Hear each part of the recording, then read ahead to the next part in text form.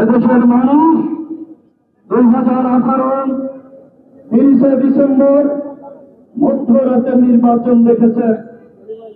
এদেশের মানুষ 2024 7 জানুয়ারি দামি নির্বাচন দেখেছে।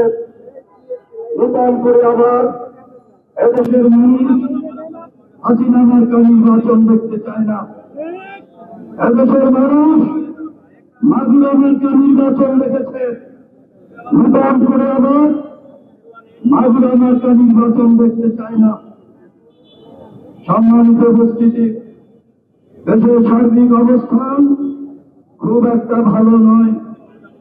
কোথাও স্বস্তি নেই, শান্তি নেই, নিরাপত্তা নেই, এমনকি বেঁচে থাকার নিরাপত্তাটুকু পর্যন্ত নেই। দেশ আজ সন্ত্রাস এবং চাঁদাবাজদের অভয়ারণ্যে পরিণত হয়েছে। আমাদের নেতা সন্ত্রাসীদের বিরুদ্ধে কথা বলেছেন, চাঁদাবাজদের বিরুদ্ধে বলেছেন, হত্যার বিরুদ্ধে বলেছেন। আমরা কি দেখলাম? আমরা দেখলাম একটি দলের কেন্দ্রীয় নেতার থেকে শুরু করে তৃণমূলের নেতা কর্মীরা পর্যন্ত ফুঁসে উঠেছেন। ব্যাপারটা এমন হলো কিনা, ঠাকুর ঘরে কলা খায় কেড়ে, আমি কলা খাই না।